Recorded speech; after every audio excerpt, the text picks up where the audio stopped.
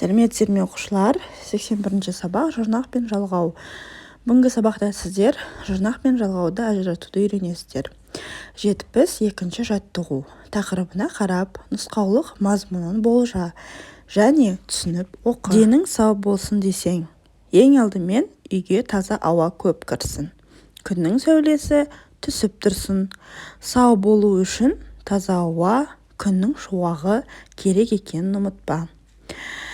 Екінші, тұла бойыңды ең болмағанда мойныңды, көкірегіңді, арқаңды күнде салқын сумен жуып тұр. Үшінші, жылы мезгілде суға көбірек шомыл. Төртінші, өзіңді, тамағыңды таза ұста. Ішкен жеген сайын аузыңды тазалап шай. Аузыңды таза ұстасаң, тіс ауруының көбінен құтыласың. Бесінші, таза ауада көбірек серуенде. Өте жылы киінбе, басыңа жеңілдеу нәрсе ки. Денеңді тар киіммен, белбеумен, түрлі баумен байлап қыспа. Аяқ киіміңнің өкшесі жалпақ, аласа болсын. Биік өкше өте зиянды. Киімің әсіресе шұлығың суланса, тез арада шешіп тастап, құрғақ киім ки. Автордың айтқысы келген негізгі ойы, әрқашанда біз денсаулығымызды күтуіміз керек. Денсаулыққа зиянды заттарды, іс-қимылдар, іс-әрекеттерді қолданбауымыз қажет. Әрқашан далада көп серуендеуіміз керек, өйткені күннің көзінде бізге керекті D витамині бар. Өзің осы айтылғандарды орындап жүрсің бе?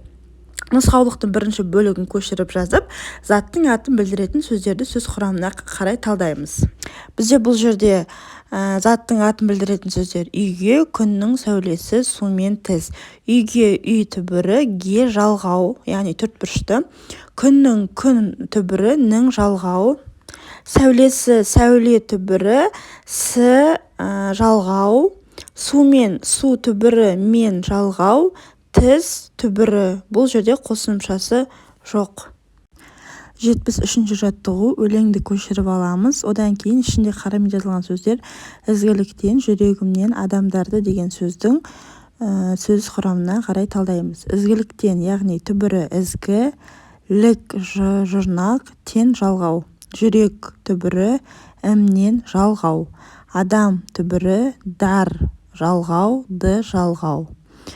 Осылай жазып шығамыз. Әрі қарай бізде 74-ші жаттығу берілген сөздерге жұрнақ пен жалғауды қатар жалға дейді. Таза түбірі лық жұрнақ, қа жалғау. Біл түбірі гір жұрнақ, лер жалғау. Дойбы түбірі ш жұрнақ, ны жалғау. Жаңа түбірі лық жұрнақ, тан жалғау. Осылай жалғап жазып шығамыз.